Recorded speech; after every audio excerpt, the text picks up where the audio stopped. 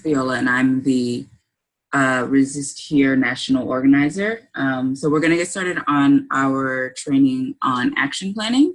So thank you all for taking this time out this afternoon to join us. So I'm just going to quickly go through the agenda and then the content, and then afterwards there's going to be a question and answer period.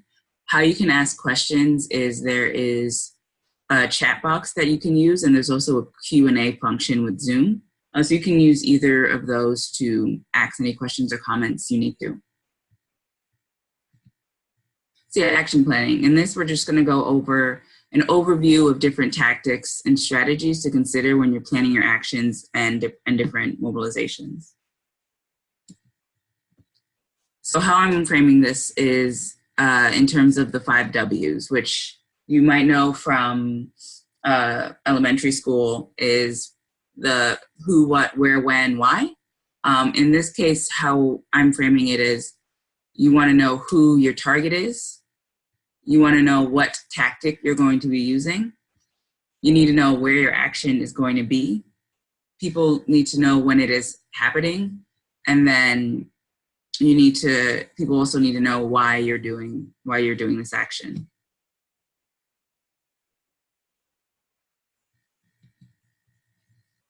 So in terms of how to identify your targets, you want to identify your target based on what your action is trying to achieve. So if you want to get a bill passed locally or nationally, you want to visit the legislator in your district who actually has a say in that.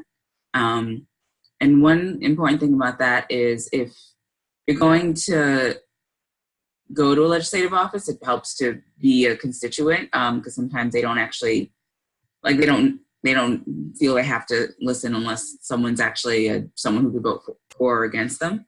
So that's something to keep in mind.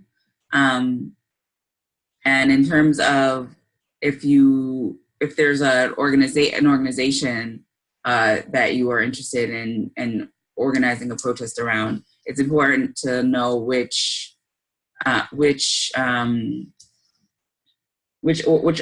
entities that they're accountable to. So for a lot of companies, it could be, going to a shareholders meeting and trying to do an action there, or focusing on the board of the organization.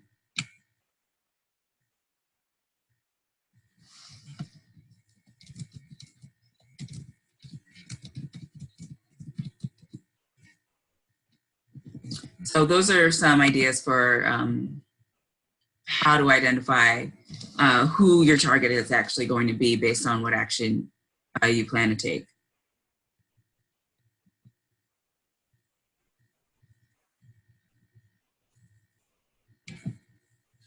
So what is your action going to look like? This is where you want to backwards design what you plan to see on the day that you are taking action. So you want to think about what actions in particular will help you best achieve your goal. And that means it's important to have an agenda in mind for what will happen when everyone's actually at the protest. So it's helpful to do research on different other effective protests that have happened and coming up with a plan based off of that. If you look at some of the past trainings we've gone over some protests that have been effective, but it's also something you can very easily just research online. It's important to have community leaders there to sort of introduce the protest and talk about why the issue is important. It's important to have someone who can help lead the chants and songs, and also important to have someone who could plan where exactly it's going. It's also important to have a lot of art and performance in it to get your point across, but also to keep up energy and effort. Another example of a protest, actually another organization, Ultraviolet, as recently did, was to screen an informative video or documentary on the subject. In the case of this organization called Ultraviolet, they wanted to highlight the sexism of the current president. So they were screening near the White House some examples of things that he said, or on a loop. Another example of an action you could take is having a sit-in or a sleep-in, which is where you would occupy a space until your demands are met. And yeah, you can find a lot of different examples of these kinds of actions just by doing a simple like search on Google. So it's also really important to set a goal. So you may not get everything you want out of your action that day, but it's important to see your goal setting as part of a larger campaign for what you want. So when you're thinking of this one action, you want to think of one, making sure that what you're doing is either practical, symbolic, or convenient, or hopefully all three, and how this action is helping you reach your larger goal, and basing how you're planning your action off that. So I'm going to go into some of the roles that I briefly touched on earlier that you're going to need to organize a protest. So one is an action leader. The action leader is a person who is responsible for the overall program and the execution of your event. So they're going to be ones to initiate the beginning of it, organize the physical arrangements of the action, give the cues for the spokespeople and chant leaders for statements and for their chants, and then they're the ones making any real-time, on-the-ground tactical decisions. This role is important because you don't want everyone at your protest making the real-time, on-the-ground tactical decisions, because that can lead to a lot of loss of cohesion. There have been many marches that have ended up splintering off because one group decides to go this way, another group decides to go the other way, and then it's not really one big march. It's just a lot of different people walking in different directions down the street. So that's why it's important to have an action leader, and just in general to keep the general cohesion of the event.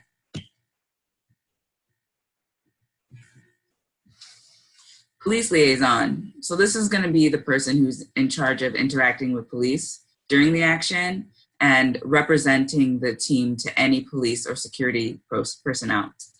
So they're the ones who should take the initiative to talk to police and have other team members refrain from doing so. This is really important because it's really helpful to just have one person. Not everyone feels comfortable talking to police, or it could be traumatizing for a lot of people. And also it's, you know exactly what information they're getting, instead of having a lot of different people talking to a lot of different layers of law enforcement. It can just be really confusing and can also just not be safe when no one really knows, has a clear idea of what's going on. And in case your action is arrestable, you're going to want to have a couple of people do jail support. So this is going to be the person, and this is only if you're doing planning to do a civil disobedience and expect to be in jail. You want to plan for it and know that when people leave, there's someone who's outside with snacks and is taking care of them. And there are people who, we're recording the people's information so that we can follow them through the system, and have someone who can talk to the police department, just to make sure that, once people are, when people are there, they're we know they're there and that they're accounted for. And then when they come out, that they're taken care of as well. So that's why the jail support is an important role if you plan on doing an arrestable action like a sit-in or something. So when you're thinking about where you're having your action, it's really important to understand how the permitting system works wherever you are. So you want to check with your city's officials about whether you need to get a permit to have a protest. And this changes based on each city, because a lot of them just have their own laws regarding how many people can protest and where they can gather. So this is where before you host your protest or put out the location, you want to do your homework so that your protest doesn't get disbanded before it can get any traction.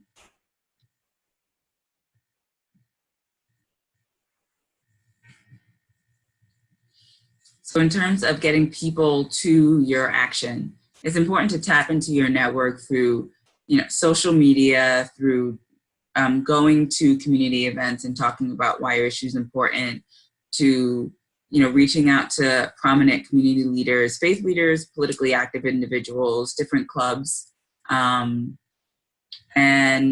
get your messaging down, like making sure you're trying to reach as many people who you think would be interested and affected by this issue to be there, and doing a lot of follow-up to make sure folks end up there.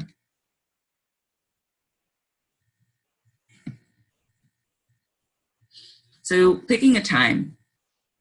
This is really important because not everyone who would be interested in coming to your action might be accessible at the time that you think they are. Like if you want to protest, let's say, the issue of childcare, you ideally would want to have it when most people have probably picked up their children from childcare, or understanding school schedules in the neighborhood, that kind of stuff. If you're protesting a company's business practices and you want the company to hear you'll want to stage the protest when the CEO is actually there, which is probably through regular business hours. And then if on the other hand, if your goal is to just get as many people as possible, you might want to think about having your action over the weekend. And this also depends on, again, who you're trying to reach out to. I know a lot of folks who do work with, who work in retail jobs have very different schedules. So it can be hard to find a common one, or their hours might be a lot different. Like a lot of folks, their weekends aren't the weekend. It's like maybe 1 to 2 days within the week. So really knowing who you're trying to bring is important. So the why. So you want to make sure that your messaging lines up with your action. If you're holding a protest against a corporation, you want to make sure people who are probably driving by know what you are protesting, and why. In a lot of cities, what you'll see when people have labor protests, you'll see a big rat, and after a while, people learn that that's a signal that, oh, this company is doing something messed up with their labor practices, and that becomes a quick way for people to understand what's going on and why all these people are outside. So it's really important to have messaging, and in addition to doing general outreach. And for getting your message when you're there, you want to have a spokesperson. So this is the person who will read or recite the official statement on behalf of the team. They will be the ones who are presenting the collective demand and explaining why people are taking action that day. To be respectful of people's time and understanding people's capacity to pay attention, frankly, these statements should be short and to the point, so that they are super easy to remember, and you can recite them even if you're in a stressful situation, or especially if you haven't done a lot of media work before. Keeping it short and to the point, make sure that you're staying on message.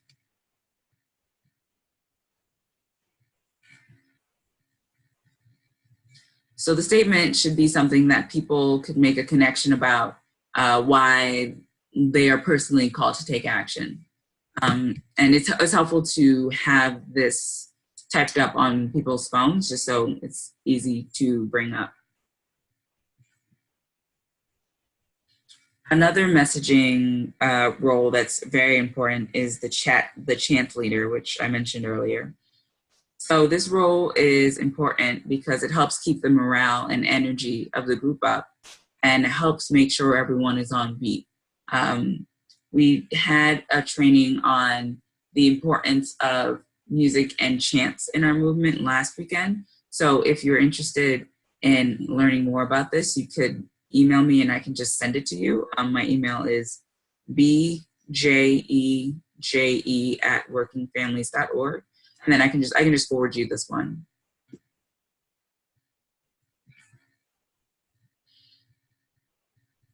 So yeah, it's important to reach out to press so that they can cover the protest. You want to make sure your protest gets the attention of as many people as possible. And what's great about the press is that they can help you like it'll help you do that. You could write an op-ed about it before your protest. It's always a good idea to write a press advisory and a press release. And if you just go on the internet and Google different templates for how to write those, you can very easily generate one for your action. And yeah, use that to get the word out to the press. You can take out ads in newspapers. Just like, it's generally a good idea to make sure that members of the general press can have someone they can contact about what action you're taking. It's also important to have a live streamer. So this is the person that takes pictures and records the action as it takes place. This allows other people who are, probably on their phones or on the computers just watching Facebook, they can just watch from the comfort of their homes and like learn about what you're doing. You want to make sure that when you do go live that you have an explanation for what action and like the who, what, where, when, why, what you're doing in the explanation that Facebook lets you type in when you're going live. And then it's also really helpful for people when they are whoever's the live streamer to every other minute or so explaining what's happening, like why they're there, because a lot of times people are coming into are like only joining a Facebook live stream in the middle, and they're not staying very long. So you want to consistently have a way that for people to understand what's happening very quickly and consistently, because people are oftentimes dropping on and off from a Facebook Live, but it is very important to live stream your action. When you're live streaming, it's also super, super important to bring a backup charger. Facebook, the thing with live streaming and Facebook Live is that it eats up a lot of your battery really, really quickly. So you want to have at least one backup charger, preferably more than one, so that the stream doesn't go down because your battery simply died.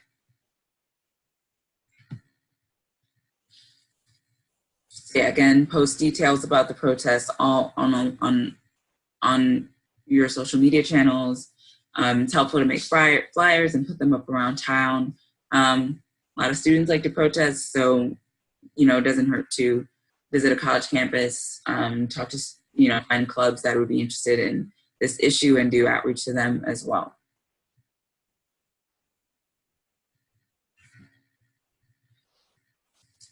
Knowing your rights. You want to, like I mentioned before, have someone who can interact with the police and make sure that they know how to interact with the police. You yourself should make sure you know your rights as a protester and are familiar with how to deal with police in case you get stopped by an officer. Next week, we will have someone from the Legal Aid Society go into this in more depth.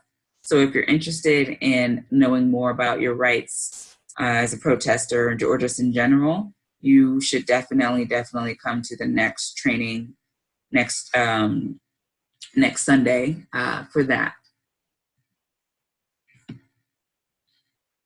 So after your protest, debriefing is just as important as having an action. Debriefing is where you reflect on what went well and what didn't go well during the action. A really simple tool to organize, like a simple agenda I use a lot for actions is called a SWOT analysis. So this is where you're talking about the strengths of your action, the weaknesses of your action, what opportunities were created, and what threats were identified. And as I said earlier, your protest may not change everything you want to change at once. You'll probably need to have follow-up ones, and this is something to consider when you're organizing actions, like what different angles that you could take, and that's why it's important to assess the action you have taken to see where it leaves you, what you can do after this, or what do you not want to do.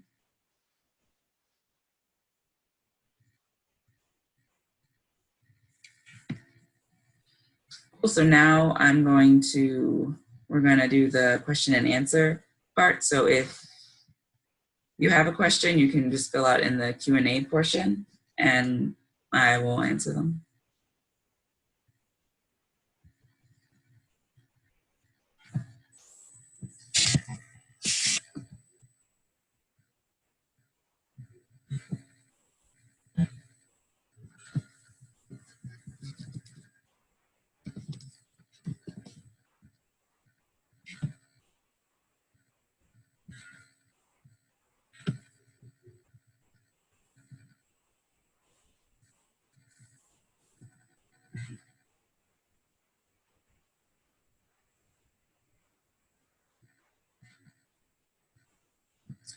So someone asks, where can we get copies of old conference calls?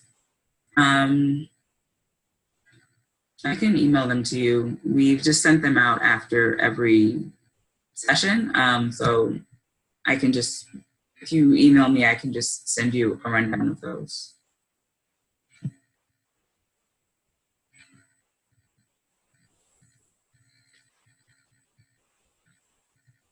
Also, if there are no further questions, and also I gave my email, so if you have questions and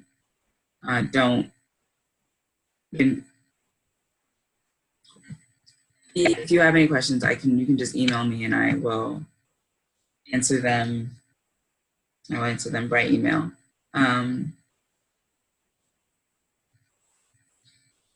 Cool, it's 5:28. Thank you all for taking the time out to learn more about how to plan actions. Yeah, enjoy the rest of your Sunday.